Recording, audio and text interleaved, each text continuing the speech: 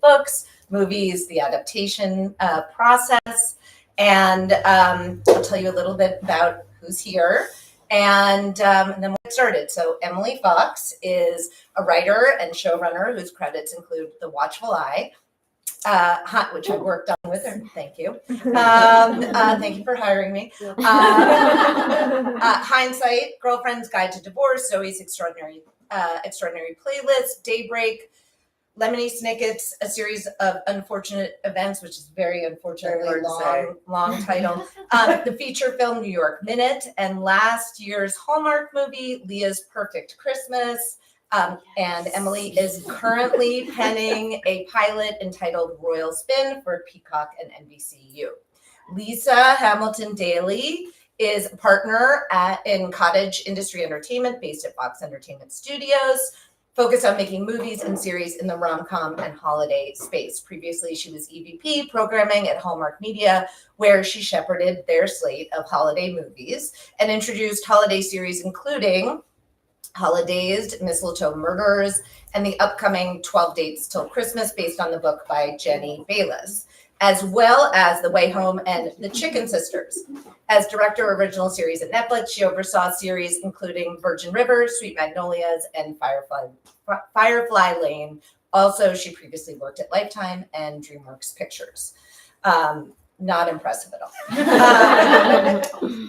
Iva-Marie Palmer is the author of numerous books for children and teens, including the highly acclaimed YA rom-com Gimme Everything You Got, and the Jules Verne Prophecy series with Larry Schwartz. Before that, she worked as a web editor and writer for the Walt Disney Company. It's just like a little mom and pop shop. I don't know if you guys have heard of that one.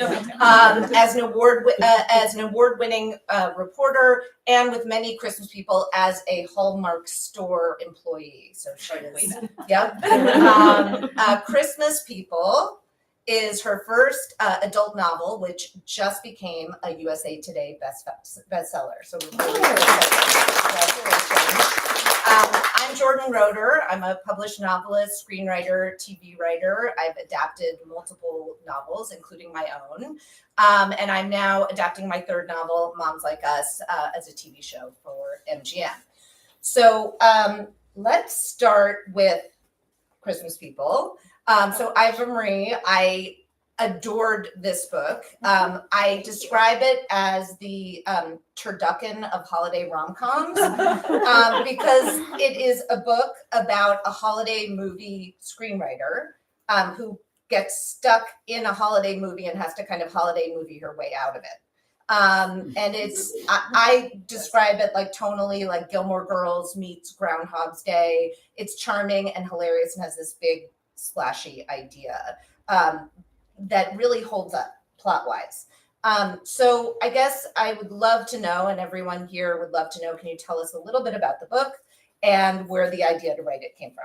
Sure. So the book focuses on Jill Jacobs, who is indeed a screenwriter, but she's not, unlike the people sitting around me, she's not a successful one.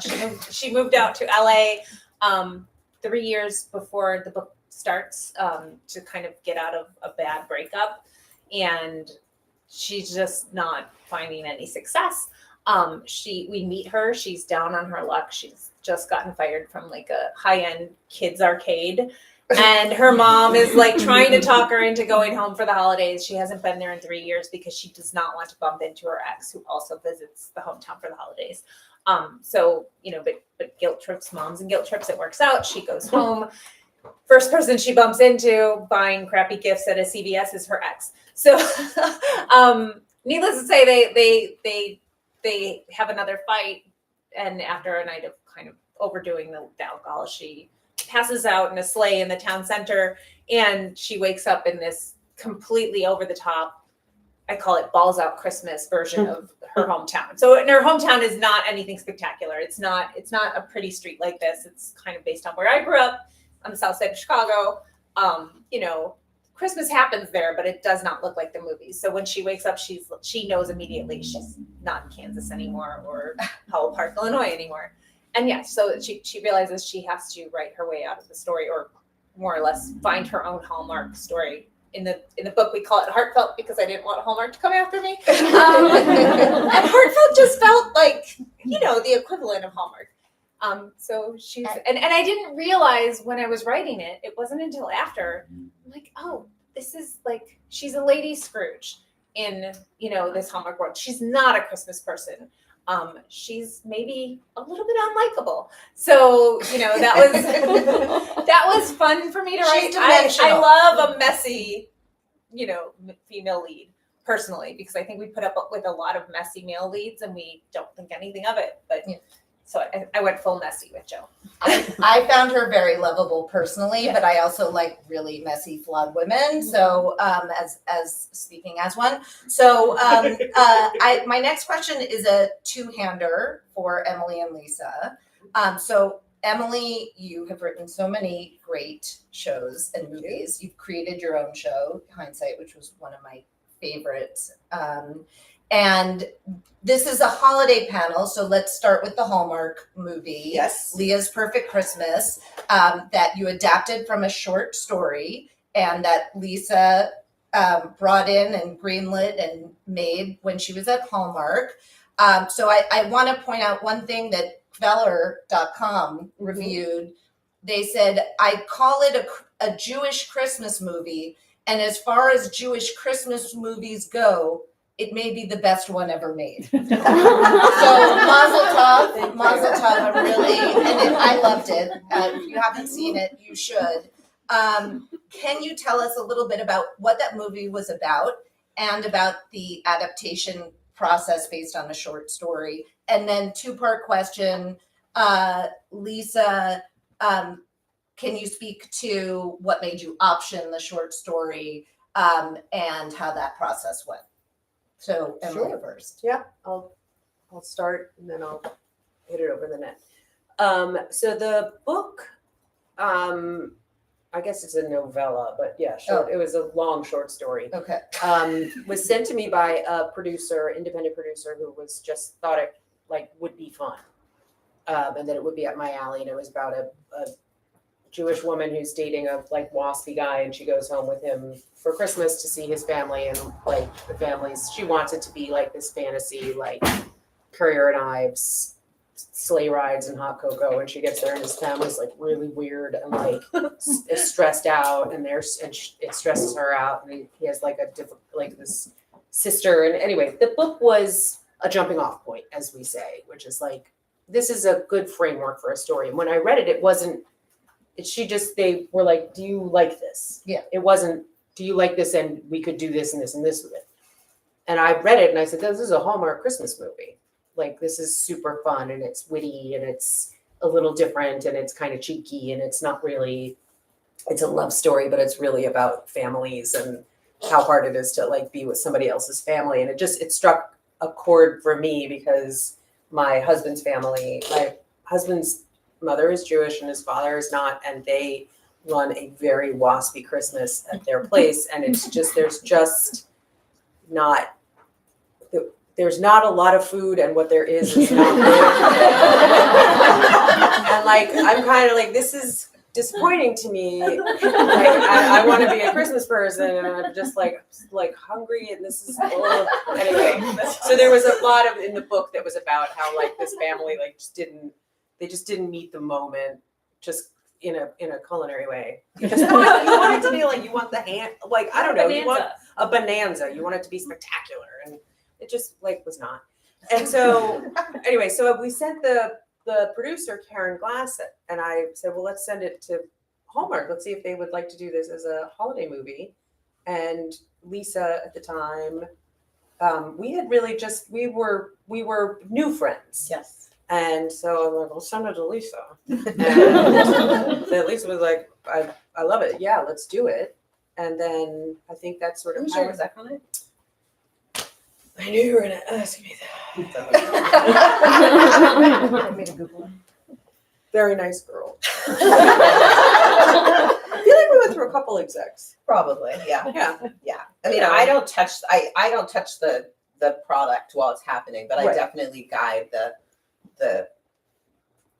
sort of vision of the place. And my vision was that we wanted to start having more movies about Hanukkah that were mostly about Hanukkah. But what I loved about this one is this one was about both and could kind of be about in a very authentic way about both. Because my feeling about Hallmark Hanukkah movies prior to me getting there is it was kind of like Hanukkah was a little bit of an afterthought or kind of a set. And so I wanted to center the Hanukkah experience as much because it's all part of the holidays and everything like that. I love that it kind of blended it in such a nice way. And I also I just feel like I want to avenge the waspy like no food thing and have you over for Christmas. And So I can see. I know there are people that know how to do this. No, I mean I am I a feel wasp like who loves Christmas, and there's also food. So Yeah. you gotta No, sort it's that out. But yes, I mean I think that it was fun. I do like to find something too where there's IP, where there's proven a track record. Something like your book or something else where people have liked it and the story works. And what was the time frame, just out of curiosity? Like, did it, because I felt like it moved pretty fast versus. I don't know, when did Oh yeah, it well went fast? I think the strike happened at some point during the process. Like I think we had brought the book. We all had to sit for a minute. We all had to sit for 6 months. But then when the strike ended, it was like, let's go. Let's write. We were the scrambling movie. to fill the pipeline too because of the strike and because we had to pause. And for those of you not in the business, there was a writer's strike sort of that you could do WGA stuff. Right. And 21. It Yeah, it was the it slowed summer us down. of 2022. Was it 23? summer of Pandemic 23. ended, The direction most started, 23. the strike. It was 23. It was Yeah, yeah. Yeah. And so yeah, we had. We'll never forget. We'll never forget. It was protracted. But then when the strike ended, I think we put the movie into production. I think almost in. Well, Hallmark's a bit of a factory too. Yeah, it's like yeah, and They make. I mean, I don't work there anymore, but we made and they make up to 80 to 100, depending. This year is a little less for various reasons, but a lot. Some of our other producers are here, they can speak to this. They make a lot of movies. So, it's quick. It's a business and it's just like, you got to get it out there. And I think, and that's what I think writers love is because actually you can see your stuff be on the screen pretty quickly, which is exciting. oh my god, it's thrilling. So I remember when you said I have, you sent out an email like I have a movie. I was like, when did you write that? Like, how did that happen? 3 weeks ago. Yeah, and it was like it was done, and it was so cute and so great. It's very satisfying Yeah. to be able to Yeah. have it out there. So Faster than then, books. to that, Iva-Marie, what movies did you watch to inspire the movie that your main character Sure. got? So I stuck get in? really nervous about watching too much in the genre that I'm writing because I worry that it's going to I'll steal something. Yeah. So I only watched a handful.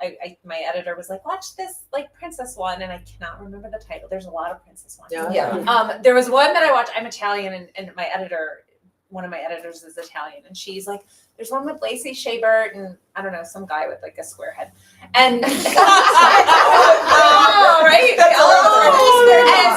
And she's like, just I can't remember the title. Look it up. They're in Rome, and it's literally called Christmas in Rome. and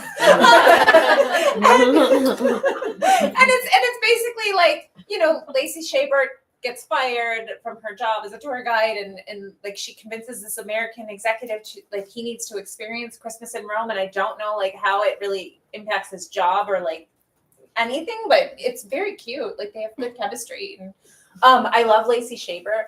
And then I do watch things like Bridget Jones' Diary again because I consider that kind of a Christmas movie because there's there's two guys fighting in the snow, and this has a love triangle. There's a whole Yeah, I mean, if you have two guys fighting over in the snow, that's Christmas forever. So it was just I watched bits and pieces, and then I read about the tropes mostly. That was where I felt like I was safe because I just didn't want to be over saturated with notions or be afraid to go in different directions because Heartfelt is probably a little more conservative than even Hallmark. I think I allude to that nobody's drinking in heartfelt movies and things like that. Hallmark lets you have some wine. We had a wine label. We had a whole soul line that went with so the shows. Heartfelt's a little more uptight. And I wanted to make sure that she had a distinct vision of what these movies were, and because at the beginning of the movie, her agent calls her and is like, "Can you do a pitch for Heartfelt?" And she's so like, I can't. I'm not a Christmas person. Like that's just. She started writing these really dark screenplays. I actually really like some of the ideas for her really dark screenplays, but she's like, I just can't. And she's so sure that she's both unlovable and incapable of writing about anything love that, she talks herself out of it. And Heartfelt is so like, they have a tagline, which is like a chime and sleigh bells and a woman sign and saying like, open your heart. And, so she's just not in that place when we start the book. Right. Lisa, can you tell us a little bit about some of the holiday movies, maybe your favorite ones that you were involved in shepherding, and series too, if that's what it was, and just a little bit about the development and production process and how it was different at Hallmark versus some of the other places that you were at, even if it wasn't a holiday movie at Sure. Netflix or whatever. Hallmark is just it moves much faster. The volume is much higher. That's very different from Netflix, where Netflix has a lot of shows, but like it's just a little bit more like a regular place, where Hallmark is sort of a unique place to be because it's just the volume. Most recently, I am super proud of the show that just started airing last Friday, which is the 12 Dates Till Christmas. It's actually a series. It's actually a Christmas limited series. Okay. It is based on Jenny Bayless's book, and I grabbed that book early on, a couple years ago, like before I was even I want to say that I picked that book up before I was even at Hallmark. I think I was talking to Hallmark at the time, and I loved the book. Jenny was a UK writer. And it took a lot of wooing. Then once I landed at Hallmark, it took a lot of wooing. She initially was like, I don't want my book to be a Hallmark book, a Hallmark movie. I don't want it to be there. She thought she was too fancy for Hallmark. And it took a couple of years of like, first of all, her agents were like, don't be silly. Like, it's money and they want to do a series and it's a different situation. And I brought on a writer named Erin Rodman, who had done mostly Christmas movies for Hallmark, but I had known her since she was an assistant at DreamWorks. The thing about me is like, if you start being friends with me, you're going to be friends with me forever. I think this is true. Yeah. Like, once I know you and I like you, or once I like an idea or something, I just like hang on to it until I can make it happen. And that's just like, I'm weird like that. And so Erin and I've known Erin since 2006, 2003. I don't know. And we just liked each other. And I was like, I think you can do this. And so we hired her. She did it. We brought on another, co-showrunner to help her because she'd never showrun a show before, but I really thought she could do it. And the show is charming. It stars Mae Whitman and Jane Seymour and Mary McDonnell. It is an incredibly charming show. I hope that Hallmark sells it, licenses out to like Netflix or somewhere soon, because but it's also available on Amazon if you'd like to see it. They're dropping 2 episodes a week, but that one was a passion project for me because I liked the book, and we really just had to really try with that author, and we finally got her to agree, and I think she's thrilled now. And we shot it in London. Oh, it looks beautiful. It was shot in Ireland with like second unit in London, but like it looks British, it has very high production quality, and I'm just excited how that one turned out. That's sort of my favorite. And a quick question about what made you feel it was a series versus a movie? You probably could have done it as a movie, but you really would have shortchanged the charm of it and all the dates. She has to go on all these dates, and I'm not going to give away what happens at the end, but she has to go on all these different dates, and they are incredibly charming and fun dates. You get to live like she goes to like a cooking, sort of like a Great British Baking Show thing, and she goes ice skating, like all of those things, and you get to just experience them in kind of a drawn out way rather than quick cuts or something. Because if it had been a movie, Galen, you could have made it into a movie, I'm sure. But like it would have been like, there would have been like little cuts of everything. So it just feels like, you want to like live in that world a little bit. It's very much that kind of, it's not quite the world of the holiday, but it's that world that I want to go live in, that house from Holiday. Like who does not? And just be in that British Christmas. Right. So that I wanted it to be longer. And I also had the idea that, holiday limited series could be a thing that just could make it be different. And we had already had a proof of concept with that with a movie, with a series called Holidays, which is not based on IP. It was actually an original idea from producers, but it was great. And it did well for us. And this one is doing well for Hallmark now too. Oh, that's great. Yeah. And at your other places where you were an executive, were there holiday movies or no? I made a holiday movie with Dolly Parton at Lifetime. I can't remember the name of it right now. It's called something like A Country Christmas, I feel like. It's actually on my IMDb. Like somehow I'm a producer of it. We shot it. It's called A Country Christmas. There was supposedly taking place in Tennessee and snow. We shot it in the summer in Malibu. Oh my God. And it has Dolly and it has a little girl and it's really cute and very heartfelt. It's different, but it was fun. I mean, I still remember we're shooting in the middle of the summer. It's boiling hot and we're all in everyone's in sweaters. I felt so bad for everybody. I mean, that's so common also. But yeah, I did that one. And I stayed away from most of the Christmas stuff did I do any other Christmas things? I can't remember. I mean, I did so many Christmas things at Hallmark. Yeah. So. Emily, this is slightly off the holiday topic, but I was wondering, it's on the adaptation topic. Okay. So I was wondering if you could tell us a little bit about Royal Spin, which is a book that you're adapting for Peacock now as a TV show. And two-part question. Okay. That's my thing. How has that process been different from adapting the short story? I know this is a refillable TV show, Yes. Royal Spin, and that was a holiday movie. Mm-hmm. But how is it the same or different? How do you approach it as an adaptation?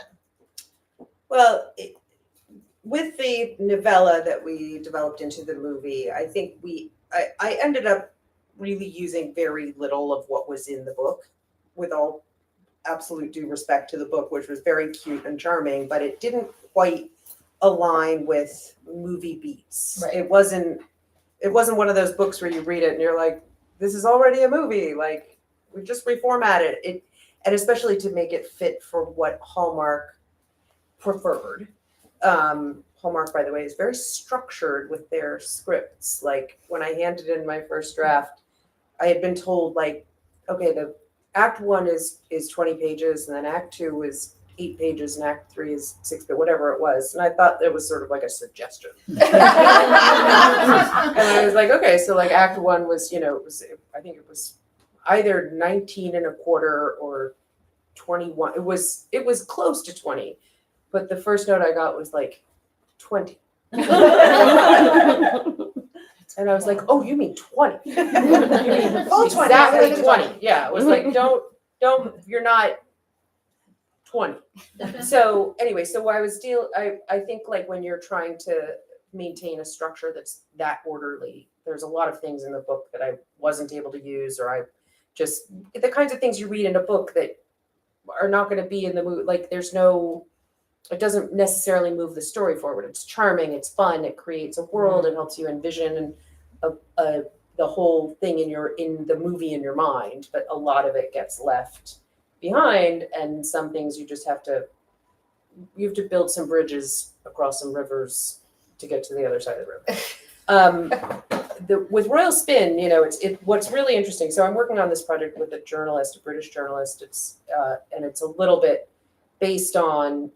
It's not based on his life, but he covered the royal family for many years in the Royal Rota as part of Buckingham Palace's press corps, and then ended up writing a book about Harry and Meghan's flight from the royal prison of their own mind. And then he left and was, had this notion, I'd love to do a show that's set in the comms office, because he'd spent a bunch of time there and was like, this is amazing. It's like the West Wing, but ridiculous. And it's inside of a castle. And so we met each other, I want to say 3 years ago now, and developed this whole idea for the show. And then the strike happened. And someone on his team said, why don't you just do it as a novel, write a book proposal? So he did that. So I actually didn't have anything to do with the book, even though the idea for the show technically predated the book's existence.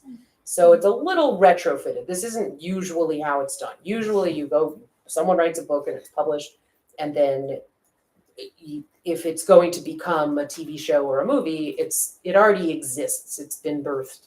So this is like, I don't know, it's a little like you named the baby before you got pregnant. I don't know. That's a weird analogy. Forget it. But it was like then we went out, and what was nice was because, as Lisa said, like a lot of buyers, like networks and studios, they really like intellectual property. They like to buy a book because then they're like, it's already a book.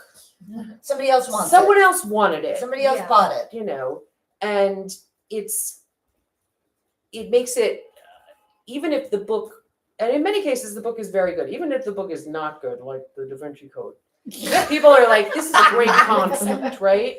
And like it's so basically like it was, I feel like I sort of skied around and up the mountain and then back down the mountain. But so that's how the adaptation of this book,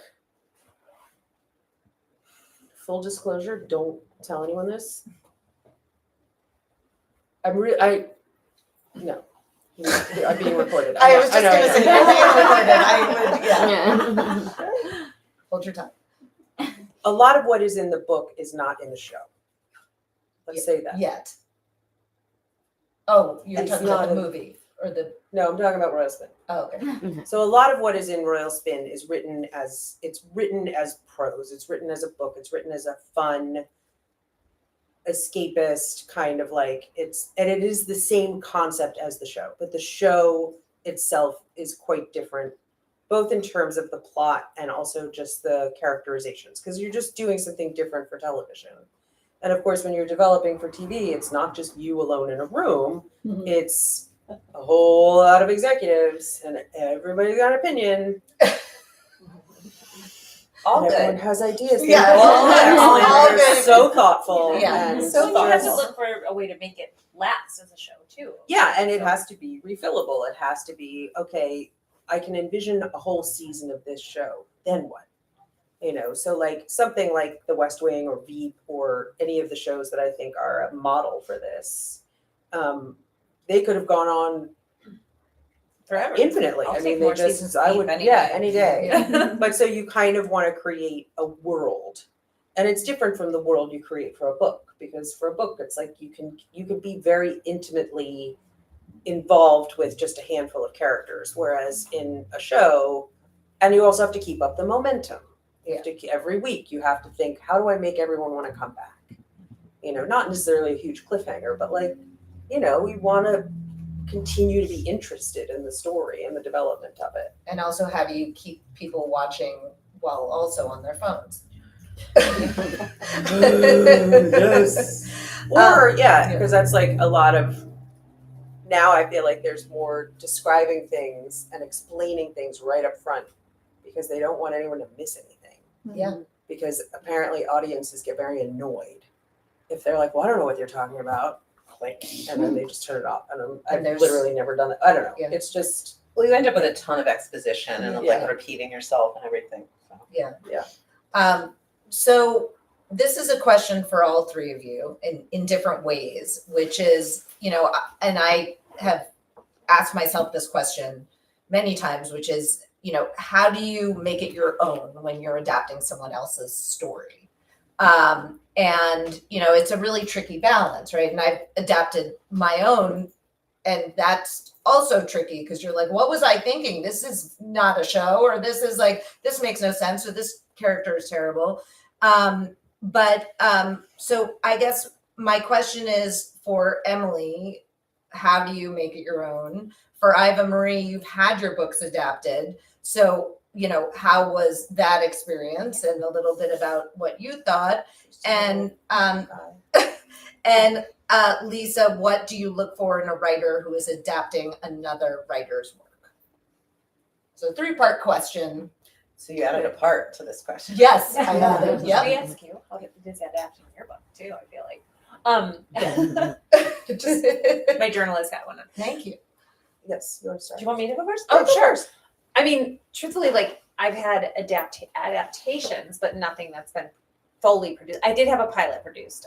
My first novel under my own name, I was a ghostwriter before I started publishing, so I was writing like the West Coast Gossip Girl. I won't say too much because I don't know if I can give away the name of the failed series that I wrote for. But I wrote a book called The End of the World as You Know It, which is basically like the War of the Worlds meets The Breakfast Club. Like 4 kids get trapped in a basement, little parties going on, and aliens attack the Earth, and they have to figure out what's going on, and they all hate each other, so they have to work together. That's dark. Yeah, it's dark, but it's a comedy though. Not too many people die. So it's been optioned a number of times, and the most recent one, it was actually adapted into a pilot by the guys who now do Abbott Elementary. Quinta Brunson was in the pilot, which is awesome. It was nothing like the book. I didn't have a lot of control. I wrote it with a packaging company, so like they owned half the rights. And for me, I'm just happy. Like I was like, that book really didn't do much. So if this means that more people will find that book, you know, even if they read it and they're like, this doesn't resemble it at all, I'm okay. I'm not a super precious person. I'm aware. I've seen enough. I've read enough books and then seen the movie version to know, you know what, if 2 different pieces of art come out of this, like that's okay with me. And I know how like film works, that there's a bunch of people and there's reasons you have to do things in a story. It was funny though, because there was not a single element retained. Like it was the title, like, because, you know, I just told you what it was about, and they had like kind of like, it was 2 guys and they had like these space cops and stuff, and it was fun. I mean, it was fun, but it didn't go anywhere. It was for the CW. They're lovely guys, like, you know, and so I was happy, and they wrote to me. They're like, you know, it's not much like the book, and I'm like, that's okay. The cool thing that came out of that is that, you know, Quinta Brunson on the set of that show pitched them a version of Abbott Elementary, and now it's made. So now I feel like I have my little like. You did that. What? You did that. You You're should part of ask that. for 10%. I know. My name was in Entertainment Weekly though for that. Like it was like on the set of this pilot that you never saw. So and my name was in there, so I have the issue. It was right before the print edition folded. Really dark things I'm going into. So, you know, but that's my full, like that's most of my adaptation experience, you know, and like this one, you know, I hope that there's a nibble or whatever, because I do feel like it's very cinematic. But I know, you know, like even while I was writing it, I had different versions of it, and I'm like, you know, I do sometimes think in terms, if I know a concept has film possibilities, like I do think about how it could be adapted. But again, I'm not overly precious. I guess there was an adaptation of Give Me Everything You Got To for TV, and it was so funny. There's a pitch. I got to see the pitch, and I loved it. It was a comedy writer. I met with her, and it was like, you're brilliant. And the word on that is, you know, it's historical fiction because it's set in 1979, sorry, which is history now. And I guess that's just really a really hard sell. So that one didn't go anywhere either. But Period is like a bad word. yeah. And 1979 is historical fiction. I mean, my son asked for historical fiction for Christmas, and I said, write the time periods, and he wrote early 2000s. Oh my God! You should give him a coal in his stuff. I know. Like, early 2000s. He was born in 2010. So anyway, but yeah, I'm pretty open. I'm like, I think I'm savvy enough to know how things work, but you know, and I admire writers who are like, no, like I'm not going to let you do this, but I'm also like, that would be so cool. Like, so. Emily, What was the question? how do you make it your own when adapting someone else's story? This is an interesting question, because I have adapted a lot of things. A lot of them haven't gone past the sort of the front door of my house. But no, I mean, I think almost everything that I've worked on has been sort of based on something. Like even Lemony Snicket was based on those books, and Daybreak, which was for Netflix, was originally based on a graphic novel. What I find is that, with the exception of something like Lemony Snicket, which already has like this huge built-in fan base, so we really weren't taking a lot of creative liberties with anything in those books because everyone already like pre-loved so much of it. But I think I have definitely thrown out in some instances almost everything except for the basic scaffolding of the plot.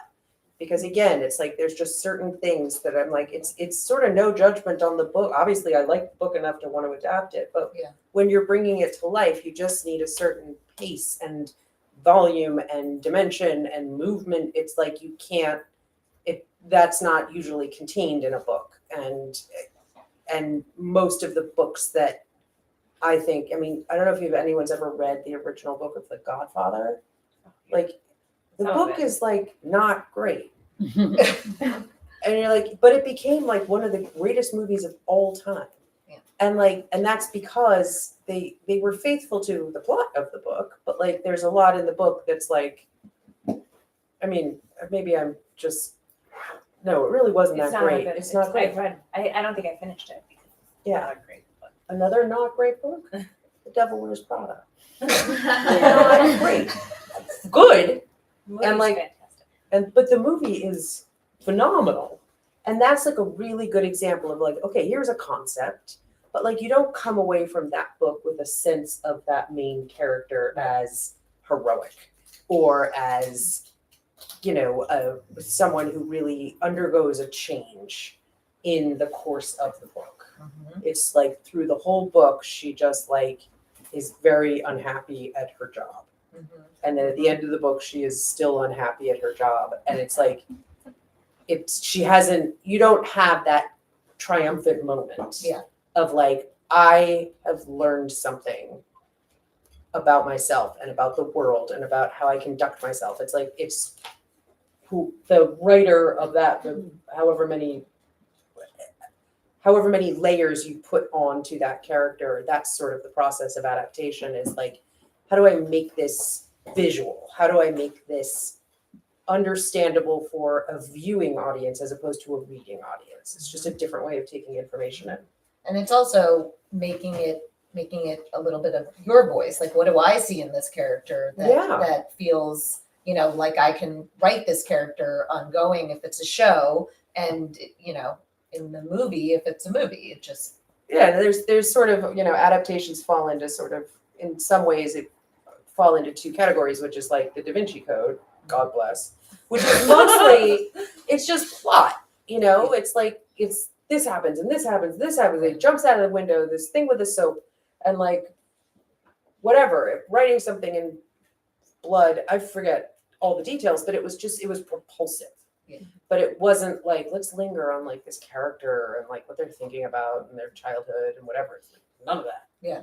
But then there's books like that are more like thinky and interior, and that's like just a very different prospect, writing an adaptation of how do you make that visual, how do you represent that on the screen, because it can't just be someone sitting there and thinking the whole movie. really you can't. I don't know. Remember the adaptation, the Leo DiCaprio version of Great Gatsby, Yeah. where they put Nick Carraway like at the, like they bookend the movie in a way that it's sort of bookended in the book. Like, you know, Nick Carraway is somewhere Mhm. and he's writing this he's remembering it. Yeah. And like, but they're real specific in the movie. They're like, he is in a mental hospital and he's talking to a doctor. And you're like, none of that is in the book. But like, it's implied. But they just made it like, they're like, no, here's where he is. Right here in this place, talking to this guy. And he sets it up. And it's like, it's a little corny, but you're also like, you know what? Now I know where he is. And it's like, it layered something on top of that wasn't there Mhm. or wasn't overtly there. Right. And it guided the audience into the movie. And for a lot of young people coming to that movie, they came to the movie because they're like, I love Leo DiCaprio. Titanic. And then they're like, oh, and by the way, this is also a great American classic and you're welcome. But like, they almost Trojan horse their way into that movie. I just the Trojan horse. Just I love Trojan horse. Okay, Lisa. tell me a bit about, what you look for in a writer to adapt material. I unless mean, it's brought to you. I feel like some of what these two ladies have said is really interesting because sort of the greatest literature is usually about voice. In the voice you're reading in the book, which is really hard to like put on the screen, right? So that's where you end up with the more plot-y books, right? You end up with something where it's because you're on screen, you're watching plot. The ones that are voice on screen, like what does that do? So, right. So you have to, first of all, have, I think, the right book. Otherwise you're struggling to, to bring something to the screen that makes sense for, either a season or 2 hours.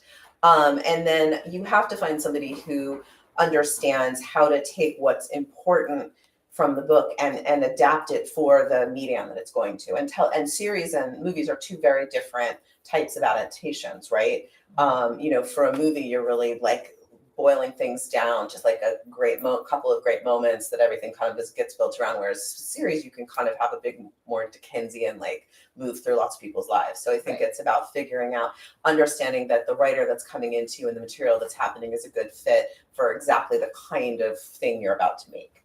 I just had a really interesting experience in which we are working with a writer who's adapting her own book, kind of like, you guys have done, Adriana Trigiani, as we're going to work with her, my partner and I are going to work with her on her new book, which is called The View from Lake Como, which is quite a lovely book. And it's a big book and it takes place over a lot of time periods and it takes place in New Jersey and Italy and it's all over the place. And we got on the phone with her and I was sitting there and I was like, you need to just pick a moment for this, the centerpiece. It's going to be a movie to centerpiece this in. Like it has to, partly because I want to shoot in Italy, basically. This is really about me. And I was like, I don't really want to shoot in whatever New Jersey is, although we'll do flashbacks to New Jersey, but I'd like to just be sure that we really get the like Como moments in there, and they'll probably be Malta or something really, but like I'm going to pretend we're shooting Lake Como. But I was like, it's because there's this incredible sequence that takes place over the holidays in Italy. And I was like, this is the core of the movie, right? And I mean, I'm pitching this to the woman that wrote the book. She wants to adapt her own. Adriana's adapted her own stuff before and she wanted to do it here. And I just went for it. I was like, I came up with it in the moment. I went for it. And I was just like, I'm pitching to the writer that she should just reorganize her entire book around my idea and like had centered, because it really, that part stuck with me. And then everything else is kind of a flashback that draws into it, that moves in and out of the center. You pick a moment, right? And rather than go boom, boom, boom, boom, which you can do in a series and works a little better, but in a movie can get really like, feel very episodic and kind of boring. And Adriana went away and met with other people and came back. And she's like, I want to do that. I want to do this version of it, which I was like, that's amazing, because she's doing her own, she's going to take her own thing and change it. And I think it's because she understands what you need there. Yeah. And I think that's what you're looking for. And it's very rare to have a producer or an executive who comes in with such a strong creative point of view. I overstep all the time. And so I don't think it's as a writer, it's like, I'm thrilled not to be the one having all the ideas. It's like, it's wonderful. And I guess that leads to my next question, which is like, you've been an exec for most of your career. Now you're a producer, you have your own company. How has that been different? I mean, so many less boring meetings, really.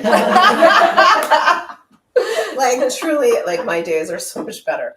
I am really thrilled to be much closer to the creative process. That's great. I am good at I'm good at the like running things part of it, but this is so much more interesting for me to just be able to think about books and read things and read scripts and talk about ideas. That it's just a more satisfying it's a more satisfying day. 100%. Okay.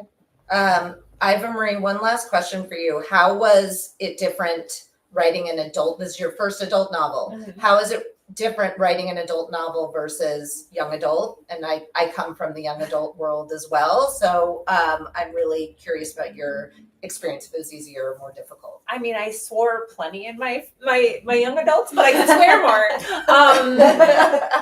No, I mean, I think it, it's like, I feel like my young adult and there's always like a sense of coming of age. I feel like coming of age is such a bad term, because I'm like, why can't I be coming of age now? Like I'm coming of age, like in a different time, like in my life, you're just coming to middle age. Like you're always like discovering things about yourself.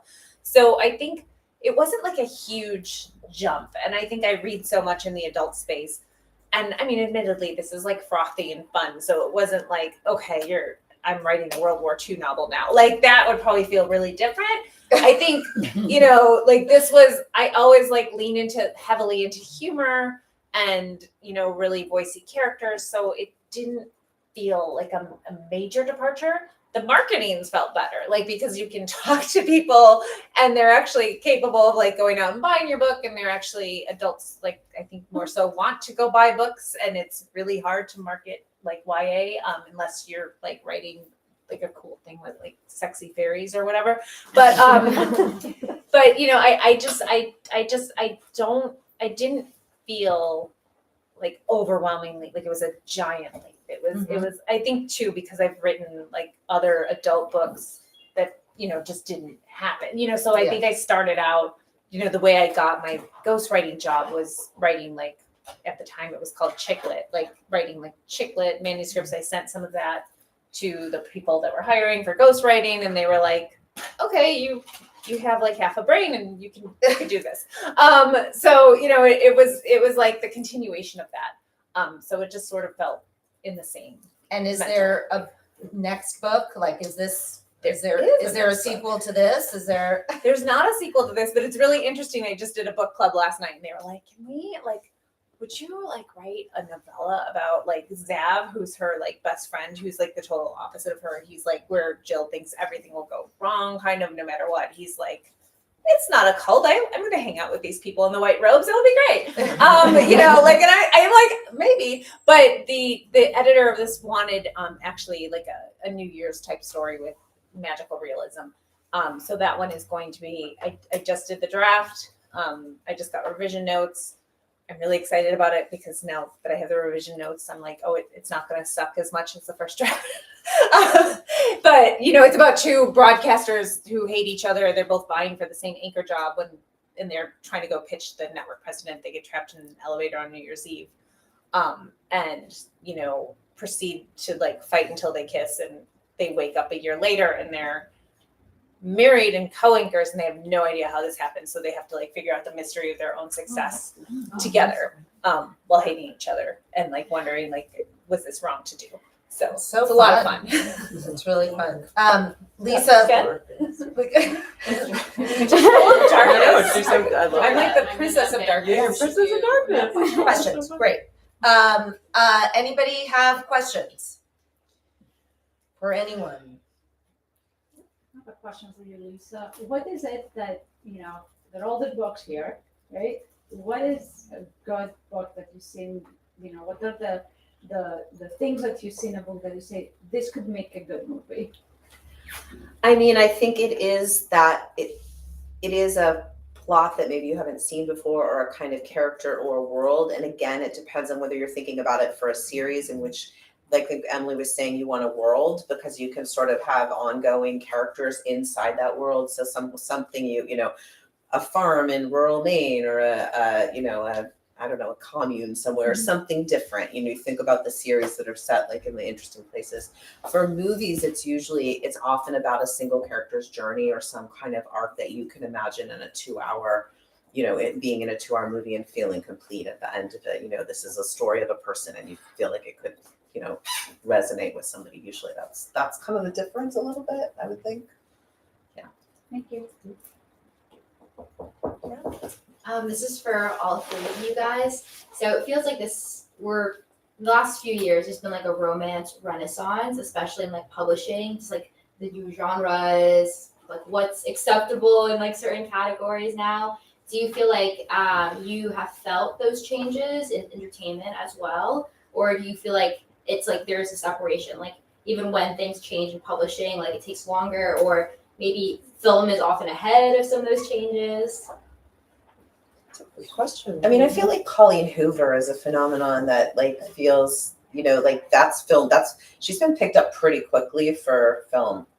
Yeah, but I think Colleen Hoover also is kind of coming on the heels of like Ellen Hildebrand and it's synergistic really, like because I was, as you were asking the question, I was like, well, it was kind of 50 Shades And I was like, but 50 Shades was born of, what's it called? Twilight. Yeah. It was fanfic, right? And Twilight, you don't think of as, I mean, it's romantic, I guess, but it's like, it sort of begat something, and everything begat something, right? It's like you kind of, once you start going back, you're like, oh yeah, well that was nothing exists in a vacuum, basically, I think. But I do think there is just the world outside, when it starts to feel like real unstable and weird.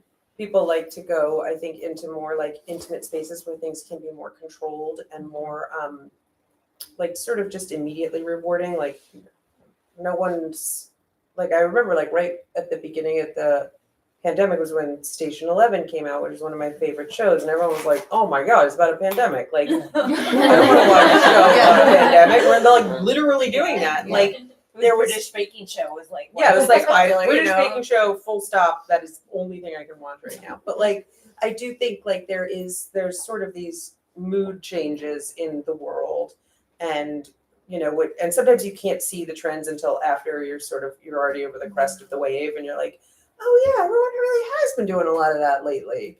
But it doesn't. No one's like, you know what we should do is like, let's start doing a lot of romances. Like it's just, it sort of evolves. Like, and the marketplace doesn't always know what's gonna hit. Writers are always in conversation with each other in some way or another, whether they realize it or not. 'Cause Yeah. writers read a lot, right? Yeah. They're always Oh, yeah. reading each other, and they're hanging out at writers' retreats, and you know, it just.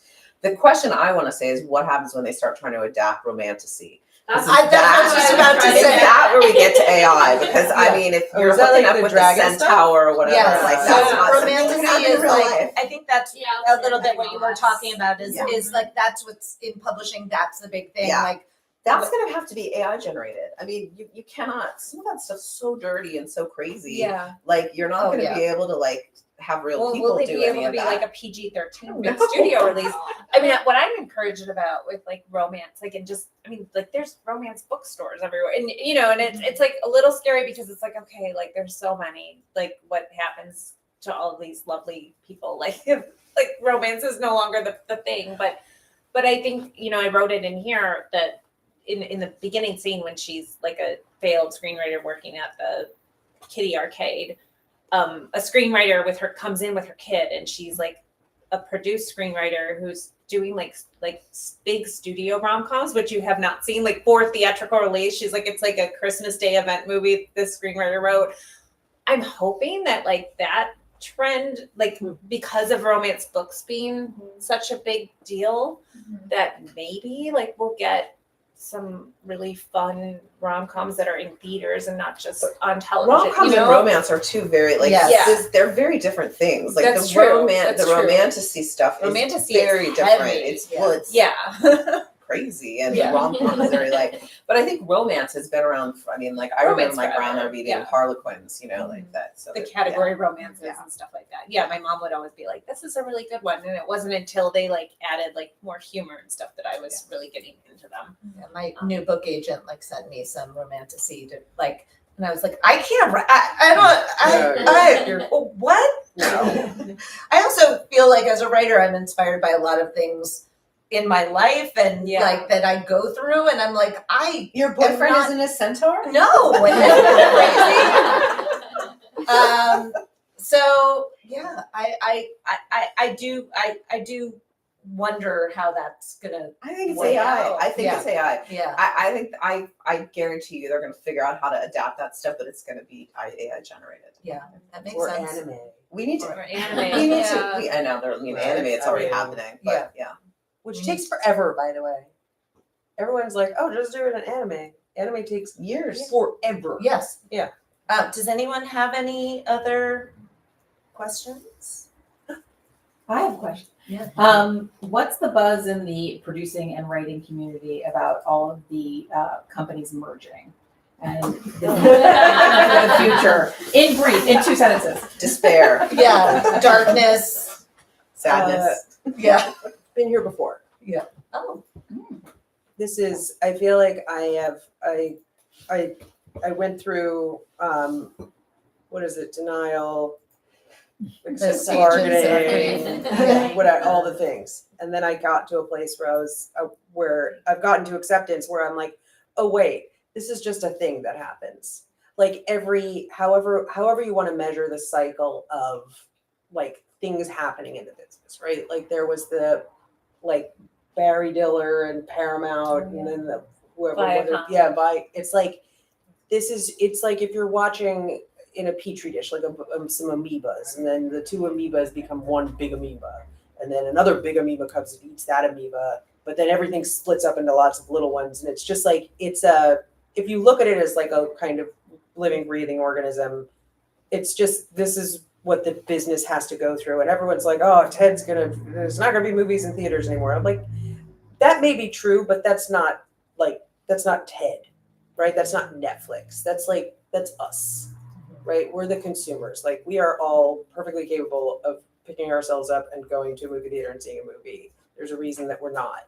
And like, we can parse that to death. But I think like, if we can just take a step back and see this as like a reset or like it's musical chairs and everyone has to sit down and it's maybe I'm being a Pollyanna, maybe I'm being hopelessly naive. I mean, no one saw Netflix coming in, then all of a sudden they were like Right. the biggest engine of new movies and TV. So Right. Remember when Something. Blockbuster was huge? Yeah. Like, it's like, oh yeah. And then when Blockbuster went over, like, oh, well, this is the end. No more Blockbuster.